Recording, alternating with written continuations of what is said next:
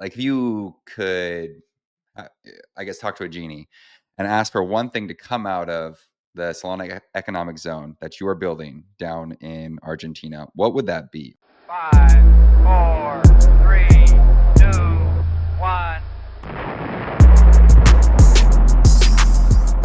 Hello, everyone. Welcome to our 21st episode of Mid-Curve. And I think that is the first time I have remembered the episode number. I don't think it's taken me 21 times, but we're here. We made it. But yeah, man, thanks for coming on. Can you give us a brief background on who you are and what you're doing? And then we'll Yeah, dive into it, obviously. But yeah. First of all, G mid. Um, G-Mid, let's go. G mid. But yeah. I'm Farhaj. I'm the co-founder of Forma. We're an independent entity that's working towards developing Solana Economic Zones. And I'm calling from the first one here in Argentina right now. So I found a room. But we have a lot of cool people here working in the building, doing building stuff. That is okay. So I have like 5 questions out of that 1 or 2 sentences Cool. that you just uttered. Um, the first is, well, first of all, give me some of your background. Like, where'd you come from, and like, how'd you think about starting economic zones in other countries? Yeah, so I'll try to speed run through it, but I am Indian. I was born and raised in Dubai. I went to study in America, and that's where I caught the founder bug. So my first company was a barber booking marketplace that failed. My second company was a venture backed, it was like really boring. It was like independent contractor compliance, but it mattered a lot to the companies who needed it. So like Flexport, Comcast, really large gig economy companies. They wanted to make sure that their independent contractors were reported correctly and they weren't violating labor law. So we built a compliance solution for them, raised some money for that. Had a pretty successful outcome. And then after that, I joined BuildSpace, and I think that's kind of where I started to really think about economic zones and talent internationally and how they can be empowered and all sorts of stuff like that. And so BuildSpace started off making open source content teaching developers how to build in crypto. And so that's when we actually worked with Solana and Chase, who was amazing, to build a lot of free developer education resources to help people build on Solana and a bunch of other chains. And then eventually it actually evolved into this interesting like tuition free internet school for entrepreneurs.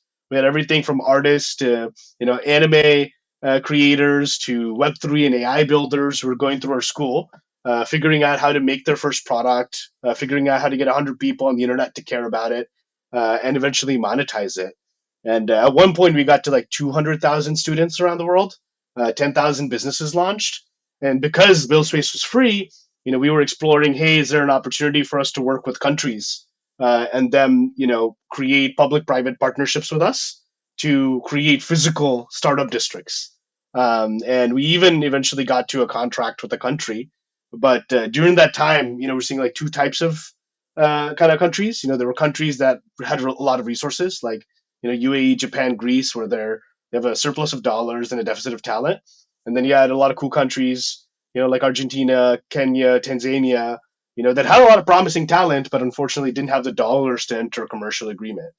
And so I was thinking about it a lot, and I was like, man, like my heart's telling me I really want to work with these countries because I think the people there can benefit a lot from earning dollars on the internet. And then, one of those days, I was like, wow, I think Solana might be the answer. Yeah, can we work with, the foundation and the larger ecosystem to kind of aggregate some of these amazing internet native goods and bring them to this country and help people over there benefit, and essentially Solana in my mind is like an economic zone on the internet. Like, what if we brought that to land and connected it and built bridges between physical economies? So that was like November, I think, when we had that thought, and Babak and I left BuildSpace and started working on this. That's amazing. So if you were going to give me like the elevator pitch of what a Solana Economic Zone is, and just Yeah. break it down for us, like I always say, for us mid curves, what is Yeah. it? Yeah. That's actually such a good, like, Ely 5 it. Yeah. Um, I think it's like the port is a Solana economic zone. I think like Super Team UAE is a Solana economic zone. It's where there's a large enough density of people from like the Solana network that are actively working on onboarding people into Solana. so that they earn their first crypto versus buy it for the most part. And at the same time, a lot of the internet native products on Solana have some sort of like awareness. Whether it's the tuition free developer schools or the hackathons that have millions of dollars or staking solutions like Jito, they get discovered for the first time. And there's this like physical bridge that's built between the Solana economy and that country's economy, and they're trading resources. Sometimes the country's trading users in return for capital. Sometimes Solana is trading capital in return for developers, and there's like this bilateral trade that's happening. And so I just think where there's a strong Solana community, there's essentially a Solana economic zone. And then there's different levels of manifestation.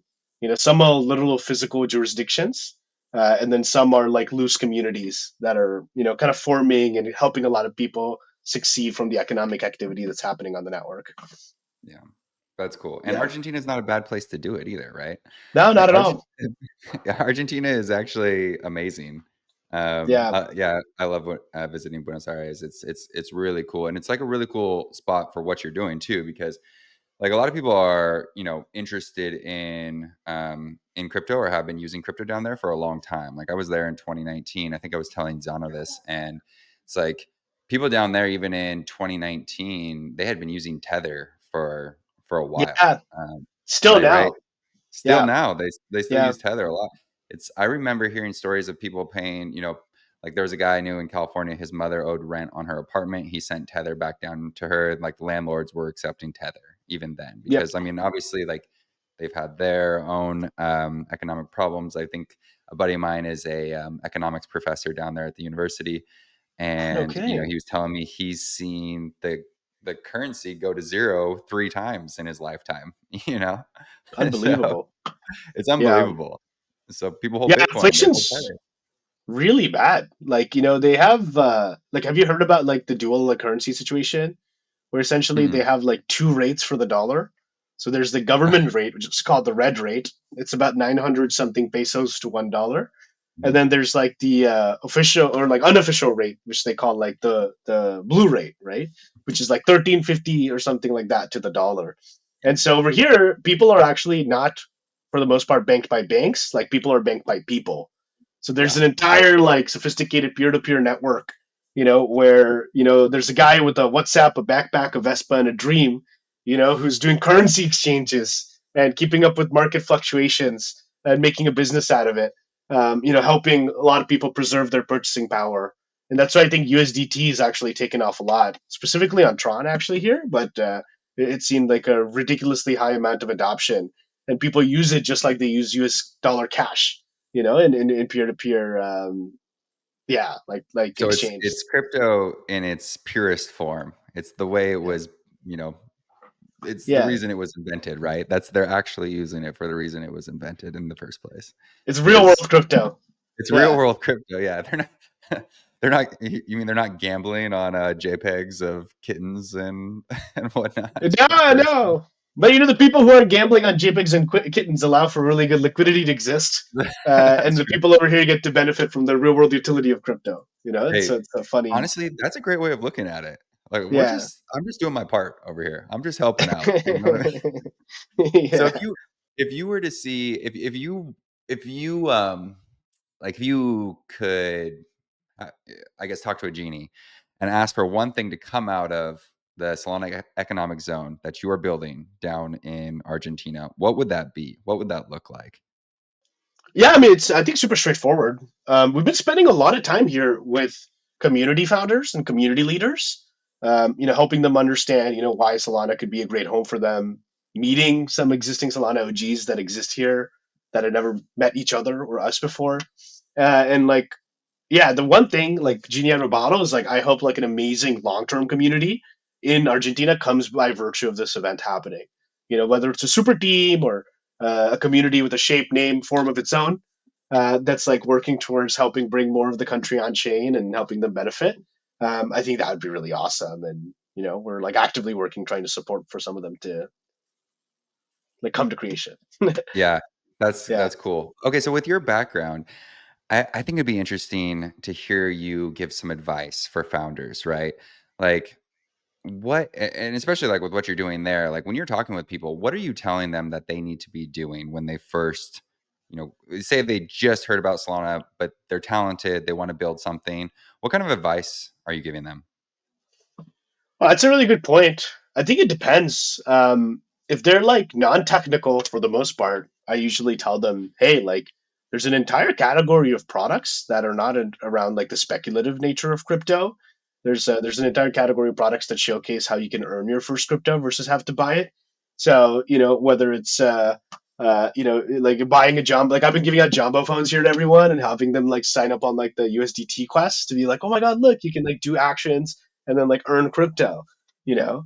And then like Decaf, for example, is a wallet that allows you to set up a US bank account with like a KYC'd, um, just like a normal ID. And it's like huge here because like people in Argentina actually get US visas to travel to Miami, stay for enough days to set up a US bank account just so they can get paid in dollars and work internationally. Now you don't need to do that. And so a lot of times I like tell founders like look at like opportunities where like people within that market can actually genuinely benefit from using your product on a day-to-day basis, and then see like how you can get like 100 people to care about it and like give you like consistent feedback. You don't need to go raise money and venture and all that stuff first. Like build something, talk about it on Twitter, see if like strangers get interested, and like use them for like really good feedback loop, because then you'll start building momentum and you'll be able to kind of follow your intuition towards like a product that people actually care about. So yeah, I think sometimes people are too scared that their thing is not perfect and they're like not shipping it, you know? Hmm. So it's like it just build, then iterate, ship, then iterate, Build, yeah, build, launch, iterate. build, Build in launch, public all iterate. the time.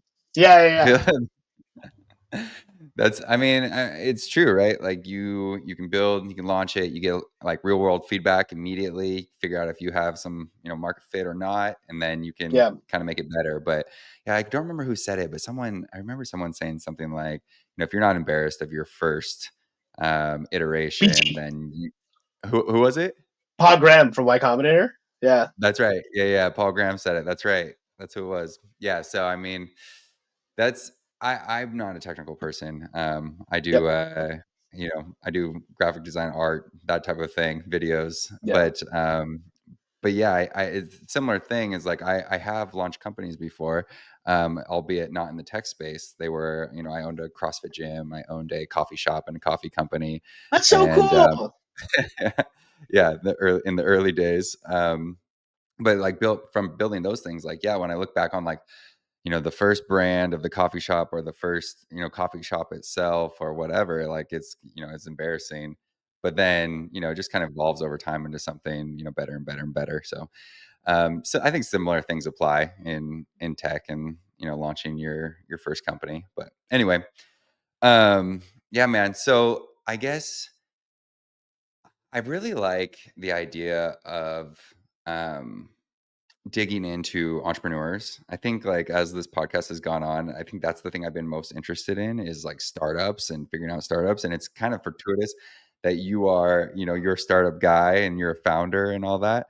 I really want to dig into like how, and this kind of is kind of off topic, but just for my own edification, when you first started and you wanted to raise money, how did you go about that process? Oh my God, it was brutal. Is that some of my like barber booking company, Fade? I think like collectively, like I definitely like pitched over like 1,000 times, Really? directly or indirectly to people and got so many no's. It was like my 200 and something, like 290-second like meeting where I actually got my first term sheet for an investment. And then by then, the company was basically dead and I wound it down. I was like super depressed for a week. I'm like brutally honest about my startup experience, just because it's not all like rainbows and Star Yeah. Spangled Banner. And so it was a really tough experience, and what I learned is like instead of like working on building an interesting product and having a graph that was going up and to the right, I was like aggressively in pursuit of like raising X amount of money and Y amount of valuation to fund a Z amount of team to build a product. Like, it's kind of like, yeah, I was so mid curve when I was raising it first, and then it was funny because I was so burnt out. The second startup, when I was going to build it out, I went full left curve where I was like, like, fuck this. Like, I'm just going to go ship it, somehow like convince like five people to be my customers at like $500 a month, and that's going to pay me and my co-founders rent for a random house. Like we moved to Oklahoma City because it was so cheap, and lived there, and like we hit like break even. And then I was like, wait, this is kind of an interesting problem. I'm feeling the bug again. I want to continue to build this and make this bigger.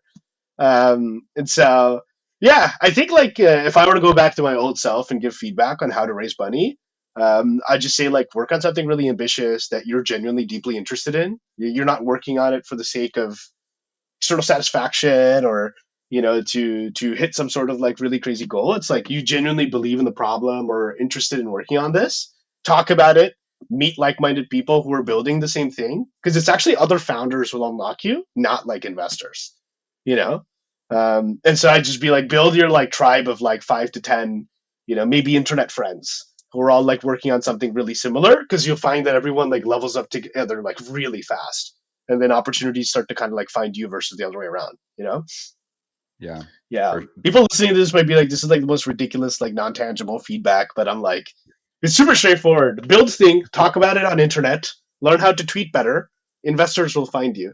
Because I was talking to Ara, he's a part of the Forma team with me now, and we were both venture back founders, and we were saying that we spent so much time like wasting like doing cold calls and emails and all this stuff.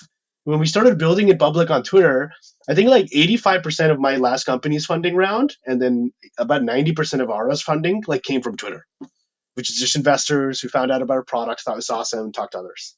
You know, Yep. One so 100%. Yes. In my world, yeah. like on the agency side and the creative agency side, all my friends now do the same thing, which is they don't like pitch people on. Mhm. And I mean, I guess this has been going on for a long time, but it's like you don't pitch people on projects. You just make passion projects and you just put it out on Instagram, for example. Yeah, And like and you just people will find you and they'll hire you to do stuff. So it's funny, like, so random part of my own story is I was working for a venture in Hong Kong, like 2018, 2019. It was a really big fund who was like specific to crypto. We were I was actually working for one of the partners, but ended up like they were the first into FTX and Solana and a few others. But when I came home, like before the pandemic, I was like, okay, what do I do now? Literally just started writing on Twitter about like what I had done, what I was doing, and I like people just started hitting me up like constantly to help them with their marketing strategy or whatever. And that's how I got like started back up. After moving home and the world shut down and all that, I got started back up into this space. Was literally just like building, I guess, in public or writing in public on Twitter, and people will just find you. So if you have something interesting to say, or if you have a skill set, like I think that's you. I mean, you hit the nail on the head. That's probably the best advice. Just build something and just put it on Twitter, and then just keep talking about it, and people yeah. will Let the find you. algorithm work for you.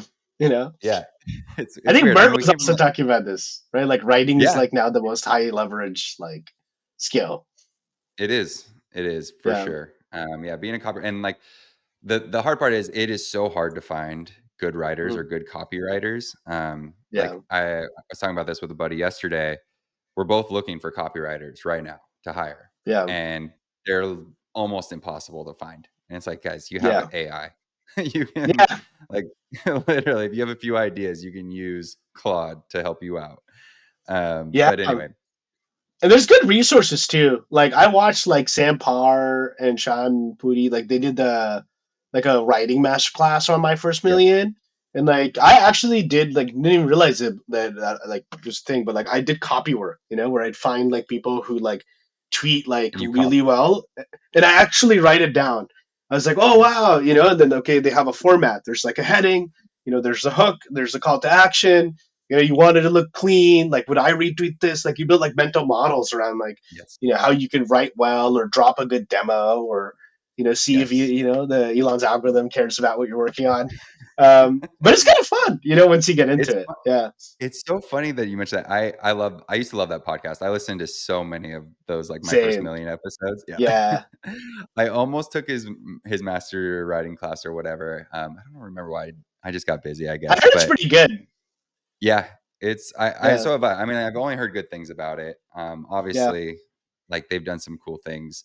But yeah, it's interesting you mentioned that because I did the same thing, but I would copy, like, Anthony Bourdain's writing. I would Oh, write it dude, I down. love Anthony Bourdain. So Yeah, right? So yeah, I would read whatever he wrote, and, like, I listened to his books on audio tape, and then I would just, like, write yeah. down exactly what he said to try to get the flow, and, yeah, anyway, uh, I think that the side note, we're kind of doing an Anthony Bourdain style episode, I think I mentioned to you in Singapore, so we should Oh, hang out, really? film Like Parts yeah. Unknown vibes? Parts Unknown vibes, yeah. Dude, I've binged Parts Unknown end to end like I think 3 times. I brought an Yeah. Anthony Bourdain T-shirt with me to Argentina, and I was wearing it Did at you one of the really? asados. Yeah, because in Buenos Aires he has an episode where he's story pod, and I was like, I have Yes. to recreate that moment, because it was one of the main things.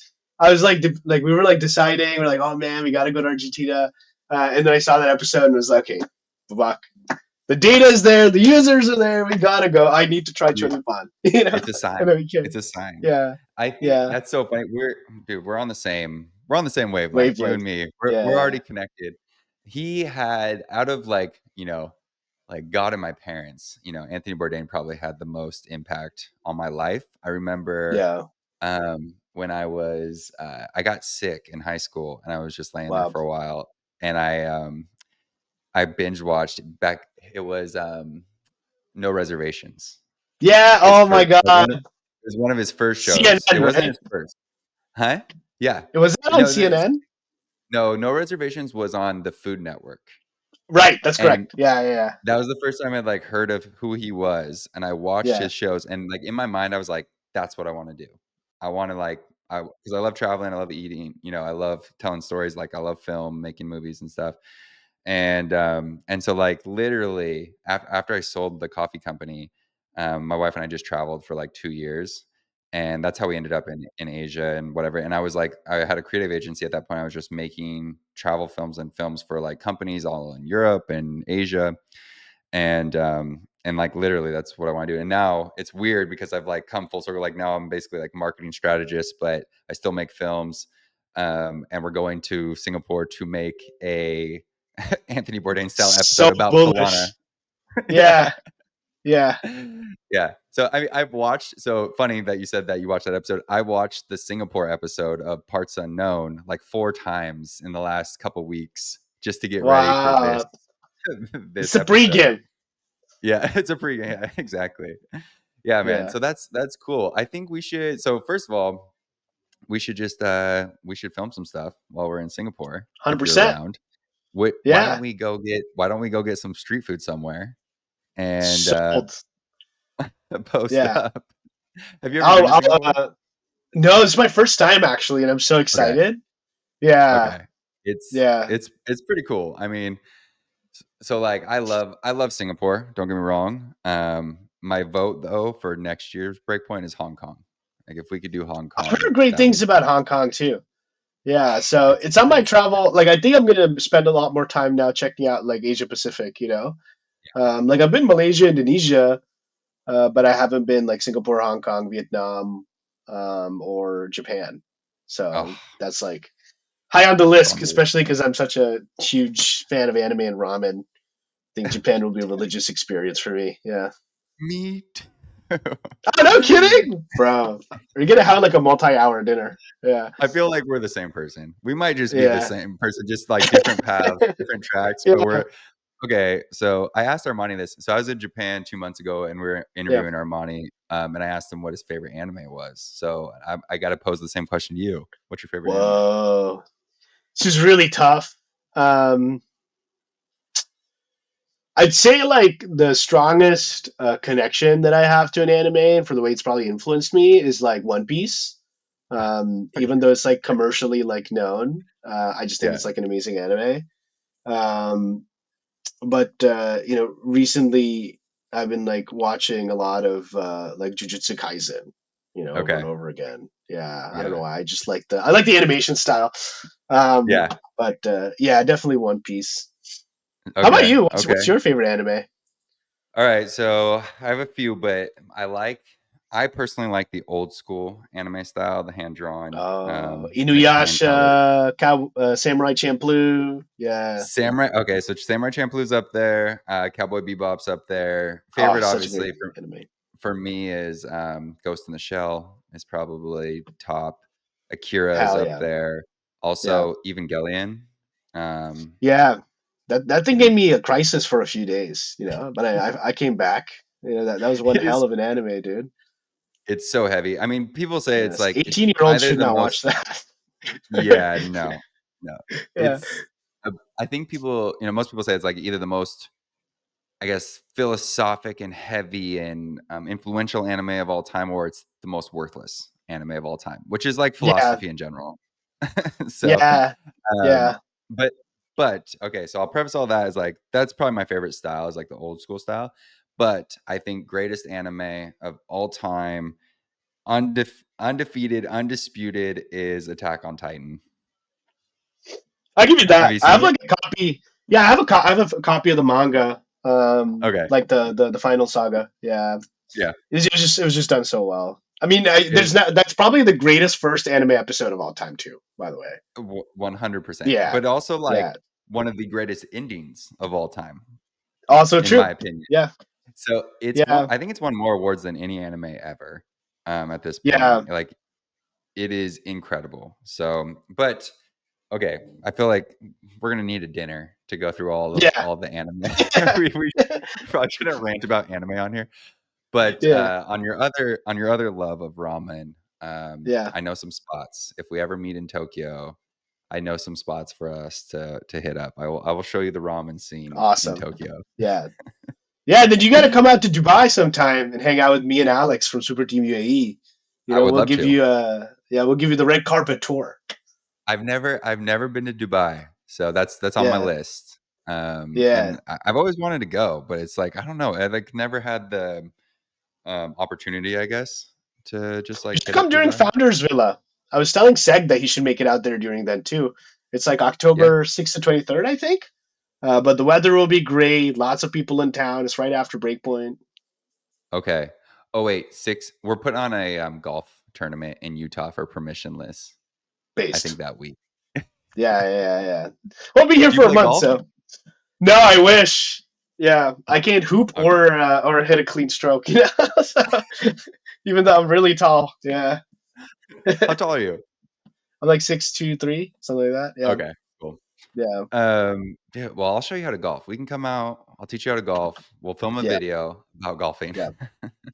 Sounds But like a yeah, plan. anyway, cool, man. I mean, I feel like you and I could just go. So let's just wrap it up here. We're about half hour. Sounds I like good. to keep these about a half hour. I feel Yeah, like we got some really useful information out of this podcast and some really useless information out of this podcast. true mid curve. It was a true mid-curve podcast. Yeah. But If you want to waste I minutes, have good vibes, come here. like that's right. I like your vibe, Yeah, man. I like your thank you, energy. man. I feel Yeah, like we should do this more often. Maybe we should I'm do a down. podcast. Okay. You know what we should Yeah, do? Just think it out loud here. Is like since we yeah, both love My First Million, maybe we yeah, should pop on like once a month or something and do a My First yeah. Million style podcast where we talk about startups. Oh, I could be down actually. Yeah. What That do you sounds think? really fun. That sounds I really mean, fun. Yeah, we do like, but it would be like a Web3 specific. Like we talk about Solana yeah, startups. You talk about yeah, interesting ones that are coming, and like interesting things that they're doing, and maybe just like I also really like the idea of like founders advice because I run into people all the time who are like at all these conferences, right? Because I'm with yeah, Jito, I have people walk up to me and like, oh, I'm starting this, I'm doing this or whatever, yeah, and I'm like, cool. But they want advice, and I don't feel like I'm the right person to give that advice because yeah, I've never started a Web3 or like a tech company. yeah, So a lot of times what they're looking for is like more technical advice or something like that, which I don't have the skill set. So maybe we do some like advice section and we talk to yeah. people We give about vibe advice. vibe. I can do the vibe advice. I mean, I'm sure you can too. Maybe Yeah, you give the serious advice. yeah. Distribution or something. Yeah, Yeah, that'd be distribution. cool Yeah, though. Yeah, right? yeah, I mean, yeah, like once a month, we could just hop on and do something like that. Obviously, we could throw in anime. We could throw in yeah, food. We could throw in our favorite Anthony Bourdain episodes. yeah. But maybe we should just like co-host some mid-curve shows together. That sounds Oh, like a move. there we go. Yeah. That's the move. All right, we're gonna end it here. This has been highly fruitful.